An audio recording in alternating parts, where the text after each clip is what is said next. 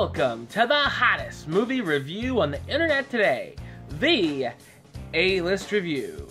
I'm your host, the Game Changer, Wes Troop, and this week I'm going to take a look at 4 movies for you. The first, what could be the biggest movie of all time, fingers crossed, Star Wars, The Force Awakens, as well as the new comedy from Amy Poehler and Tina Fey, Sisters, as well as a film coming to DVD in a few weeks that you might be interested in if you're a big horror fan, known as The Green Inferno, and a movie that's absolutely nothing like The Green Inferno, what has been known as a Christmas classic that's back in theaters this week.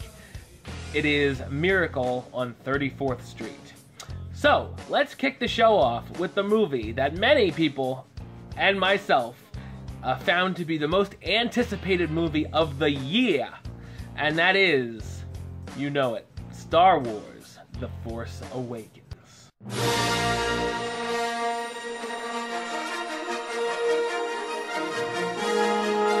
Luke Skywalker has vanished. His sister, now known as General Leia, has sent her best X-Wing pilot, Poe, to the planet of Jakku, where information of where her brother might be can be found. Poe ends up getting involved in a battle with members of what is left of the Empire, now known as the First Order. The pilot puts the info in his droid, BB-8, to get the info back to the General. Along the way, the droid meets up with a scavenger named Rey and a supposed Resistance hero, Finn. The gang ends up teaming up with Han Solo and Chewbacca and running from the First Order and villain, Kylo Ren. So what did I think of Star Wars The Force Awakens? I thought it's an awesome sci-fi sequel. The original trilogy of films are my favorite movies of all time, and like most, I was disappointed with a lot of the prequel series. I'm so pleased to say this film gets things back on track. There are a number of fabulous action sequences, including spaceship chases, blaster shootouts, and of course a lightsaber battle or two. The film is never boring and is always entertaining. There's also a lot more humor than I expected, causing me to laugh more than most comedies this year. In fact, if you're a true fan, you'll most likely go through the ringer of emotions, being thrilled one second and then almost thrown into tears the next. The script may have some familiar elements and lots of throwbacks to the original series, which is never a bad thing, but still keeps things fresh enough to work. It was great seeing the new characters interacting with the old guard, and it really makes for a perfect blend.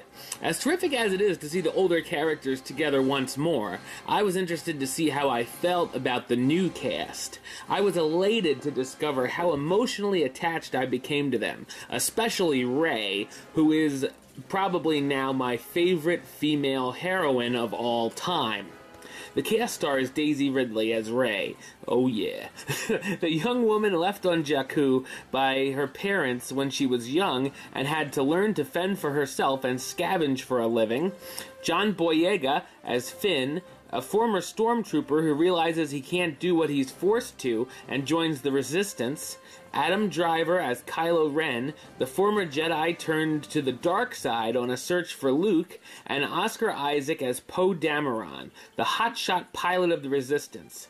Harrison Ford reprises his role as the legendary Han Solo, the smuggler who's in a very different place in his life than one might expect. Ford brings the magic of the character back for the fans and looks to be having a blast. Carrie Fisher returns as General Leia, who's also dealing with a bad time in the past with Han, and Mark Hamill as Luke Skywalker, the Jedi Master who has gone into seclusion. Star Wars The Force Awakens may invoke feelings of glee to downright hatred between fans, but I felt it's a step in the right direction for the series, as well as my favorite movie of the year. I'm going to give it the rating of A-list approved. What do you expect? It gets the A-list seal of approval.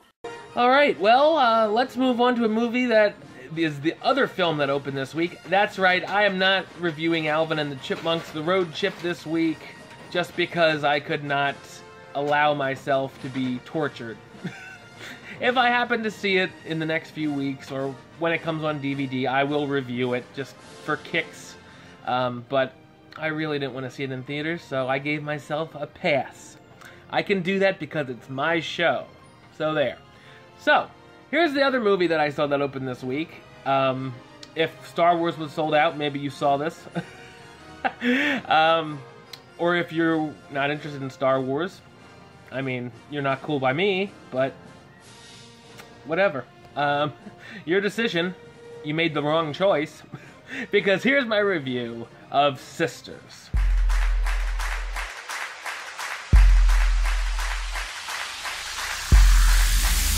When they find out their parents are planning on selling the house they grew up in, two sisters must come back to their home and clean it out all of their old things. Once they come back together, they decide they are going to throw one last wild party with all of their high school friends before the send-off. So what did I think of Sisters? I thought it's a majorly disappointing comedy. I came in not expecting the film to be a classic, but at least be an entertaining experience. Unfortunately, all of the jokes backfire and play out as painfully unfunny. Some as bad, if not worse, than misses in the more recent Adam Sandler movies. Considering the stars of the film, I'm surprised they didn't ask for a rewrite before they went on filming it. After a bit of time getting to know the siblings, who obviously have their differences, we get to the party. This event takes up at least a good hour of the film, which is way, way too long. We see the gang of over 40-year-olds getting doped up, drawing penises on the wall, overflowing a pool, and even mud wrestling. There are a few okay quieter moments between the characters when they're not acting like total morons or spoiled brats. Of course, there's a conflict between the sisters that feels thrown in for other than there being no good reason for to have them fight. Tina Fey stars as Kate Ellis, the unlikable, irresponsible single mom who's quick to get fired from jobs and is majorly mad at her parents for selling their house, and Amy Poehler as Mara Ellis, Kate's overly responsible younger sister who wants to be the one to have a good time for once. Also in the cast, Maya Rudolph as Brenda, one of Kate's enemies from the past who tries to spoil the party she wasn't invited to, Ike Barinholtz as James, a neighbor who Mara takes a liking to, and James Brolin and Diane Wiest as Kate and Mara's parents who are looking to begin a new chapter in their life. Sisters does one of the most frustrating things the comedy genre can do, which is have funny people doing things that are not funny. I'm gonna give it the rating of, Amy and Tina, I got 2 words for ya. Suck it. Alright, and now we're gonna move on to a movie that is quite a bloodbath. It's coming to DVD in the next few weeks. You can find it on video on demand very soon, if not now. I don't really keep track of the video on demand because they come out whenever they want. So, this is a movie by Eli Roth, and it's called The Green Inferno.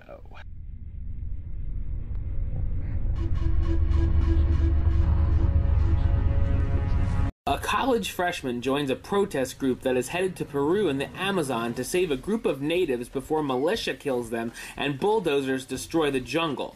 All the protesters have to fight against the guns are their cell phones to stream live to the internet to show they are breaking laws. After dressing themselves like the workers and chaining themselves to bulldozers, the group is successful. On the plane ride back, it crashes into the jungle. They encounter the natives who believe they are the enemy because of what they are wearing. Unfortunately for them, the natives are cannibals and ready to get their fine dine on. The protesters have to figure out a way to escape, hopefully with all of their body parts. So what did I think of The Green Inferno? I thought it's a disturbing but sometimes fun horror film. First off, this is not a movie for those with weak stomachs. It's bloody, gruesome, and full of gore. There are graphic scenes where the characters' body parts are chopped off and eaten by some of the natives. The natives themselves have some cool body paint and enjoy throwing spears, blowing dart guns, and long walks on the beach. You know that gotta be in there. Surprisingly, there is some dark humor every once in a while that warrants a few laughs. I probably laughed more in this than I did in Sisters. The film really does have the horror movie feel, with the typical genre characters such as heroine, douchebag, stoner, etc. The cast stars Lorenzo Izzo, who gives a pretty fine performance as Justine, the newbie to the protest group whose father works for the United Nations. This is one of the few characters who is easy to root for. Also, Ariel Levy as Alejandro. You know you gotta do it. The leader of the group, who might be hiding a few secrets, which means he is, and Daryl Sabara, Kirby Bliss Blanton, and Magda Apanowicz as some of the other captured protesters. The Green Inferno is a movie that will appeal to a certain audience who will find it bloody entertaining. I'm gonna give it the rating of... do it. And that brings us to our final film, probably the final Christmas movie I'll be reviewing this year, and it's back in theaters for the TCM Classic event. They bring back a new classic movie every year. This is the holiday film Miracle on 34th Street.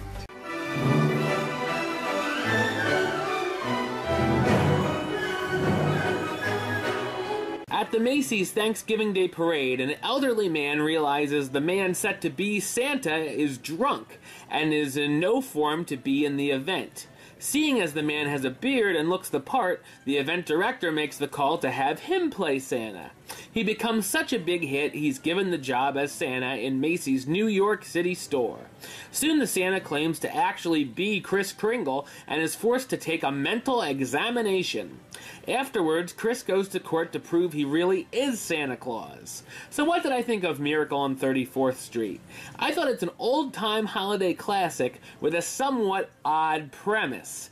I may sound like a bit of a Scrooge here, but screw you, bah humbug. I'm surprised the film is held in such high prestige as it is after all these years. Sure, it's harmless, sometimes charming, and has some good performances, but I just don't feel this is a film the whole family will enjoy to watch during the holidays.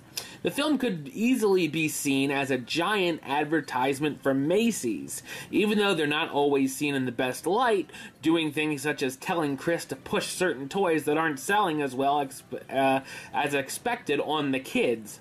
I'm not exactly sure what young child would be captivated by seeing Santa being locked up in a mental hospital and then having a big courtroom battle. I get that there's some magic to be found here throughout, but I feel many other holiday films do the same. The film stars Maureen O'Hara as Doris Walker, the event director for Macy's who has raised her daughter not to believe in fairy tales and thinks Kris is insane for saying he is the true Santa. Edmund Gwen as Kris Kringle, the elderly man who claims to be the real Santa Claus. John Payne as Fred Gailey, Doris's attorney neighbor who represents Kris in court, and a young Natalie Wood as Susan Walker, Doris's daughter who questions Kris's credibility and asks for a new house for Christmas. Yeah, you know, because that's what all kids ask for. Miracle on 34th Street has become a holiday tradition for many over the years. It just wasn't my cup of milk and cookies. I'm going to give it the rating of meh. You know, for me, it was just okay. Alright, well, that's all the time for this week. I'll be back next week with all the movies that come out for Christmas. I know I'll be reviewing Point Break. Yeah, I'm thrilled to see that one.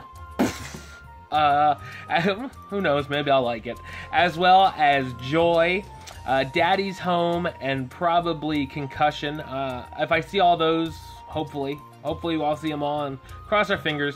And then the next week will probably be whatever, a few more movies and my best and worst of the year. So I can't wait for that. I can't wait to see all of your horrible comments. So for my best and worst. Opinions, people. Remember, everyone has a friggin' opinion. So, until next time, don't forget to subscribe right here on YouTube. YouTube.com/WestsideOf515. You're gonna like the Facebook page, Facebook.com/WestTroopAlist. Follow me on the Twitter and the Instagram @WesAlist. And of course, my new book's coming. the A-List Review 2015 Movie Review Yearbook, only a few weeks away from being published. Contact me if you're interested in snagging a copy. Only $10, over 150 reviews. All the movies that I've seen this year that are 2015 releases, some re-releases, and some just random. So, until next time, Troop out.